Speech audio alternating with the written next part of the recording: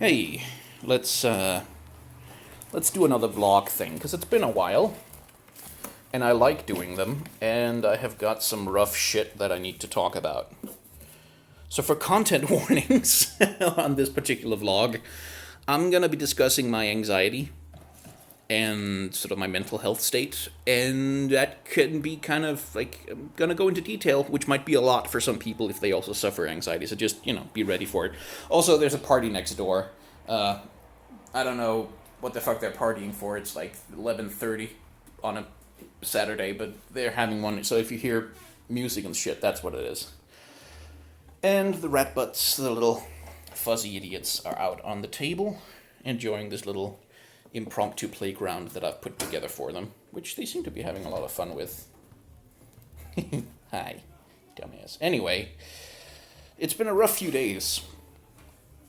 Quite rough, in fact. Well, you're washing me, cutie. And it's been rough because I've been having anxiety episodes. Which it's been a good long while since I've had a rough anxiety episode like that.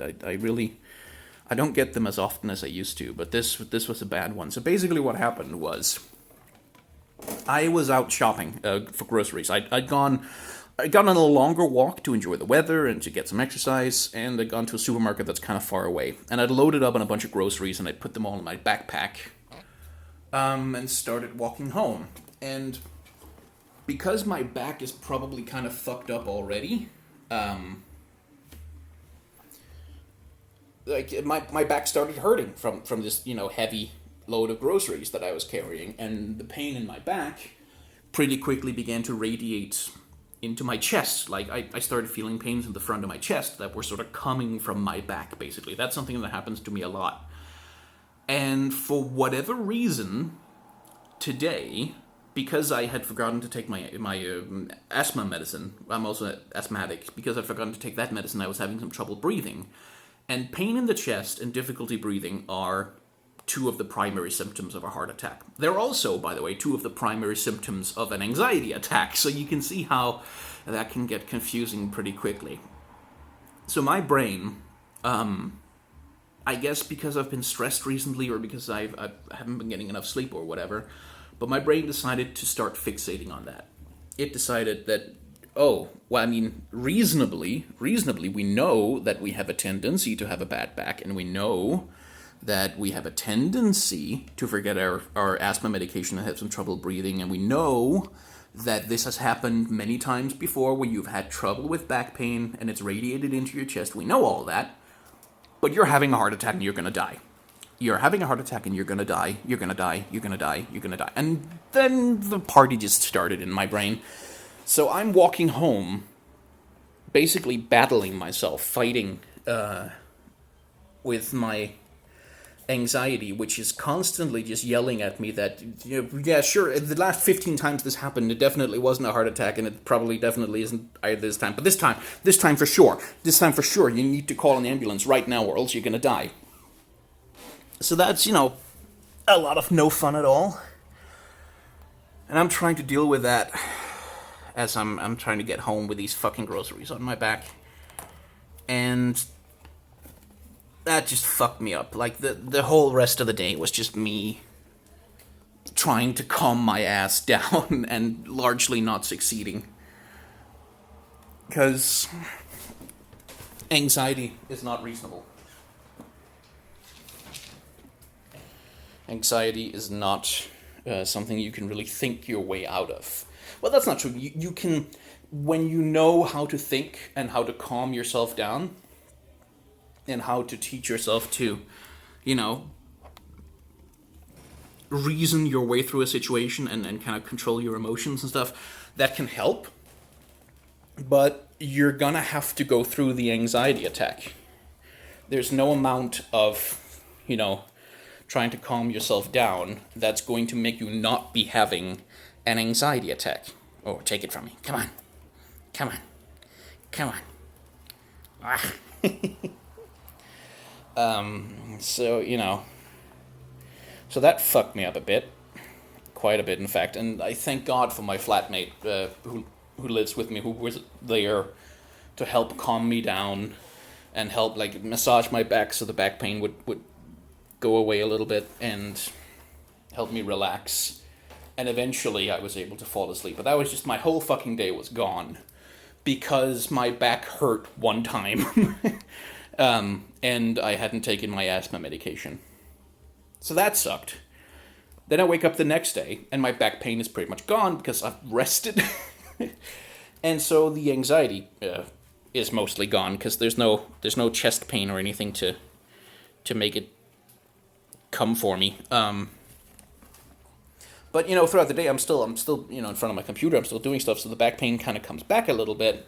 And once it does, the anxiety comes with it. And this time, of course, I know for damn sure that no, it's just anxiety. Nothing's actually happening. It's fine. And that helps me calm myself down. But still, most of the day is consumed with just trying to deal with the adrenaline rush in my chest. That's almost like every 20 minutes, half an hour, I get this adrenaline rush of just fear. Just pure liquid fear injected into my system.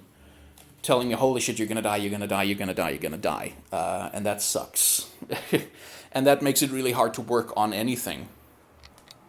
And that's been my last few days, sort of dealing with that, with the anxiety sort of progressively sort of calming down a little bit more and more as my back has gotten better. Oh, you greedy little bastards. Yeah, sure. Can I get you to fight over one? I love it when they do that.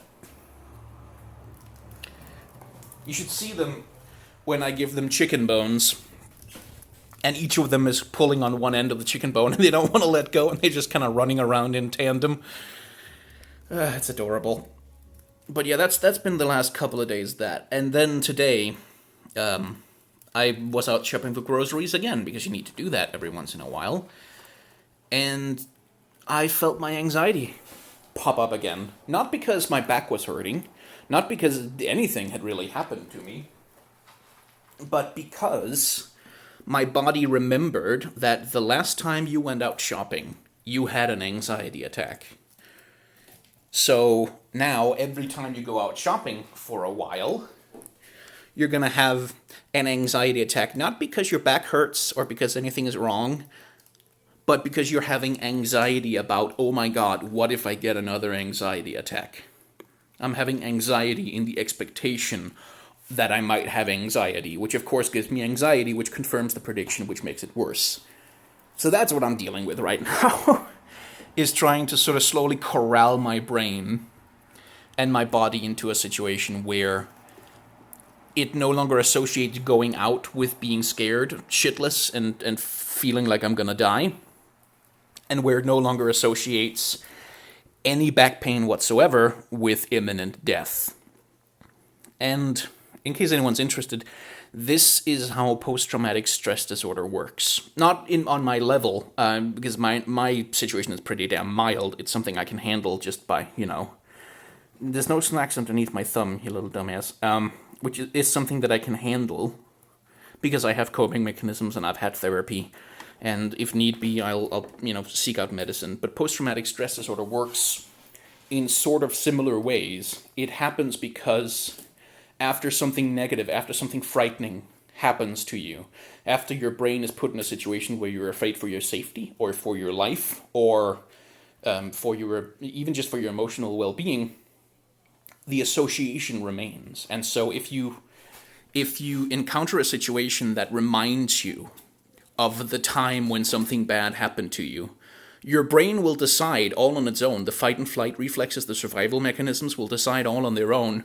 Oh, the last time we were in this situation, we were scared for our lives. That means this situation is dangerous. Let's have some anxiety about it. And when that kind of stuff goes completely buck shit wild, like when that shit goes crazy, that's when you have post-traumatic stress disorder. That's when you have people who get triggered, which is a funny joke word nowadays, but which is not a funny joke thing, where being reminded of an experience, even in a small way, can actually fuck you up pretty badly. But yeah, that's. I have not been dealing with post-traumatic stress disorder, by the way. I've never been diagnosed with that, so That's not what's going on here, but I've been dealing with some of the same mechanisms as that in my brain, and it has sucked. It has sucked a lot, and I wanted to talk about it because sometimes talking about this shit, it can help people, just knowing that there are other people out there who experience illogical, unreasonable, absurd brains doing stupid shit to them for no good reason, except brains are just like that sometimes. Anyway, thanks for listening. How much do I owe you for therapy?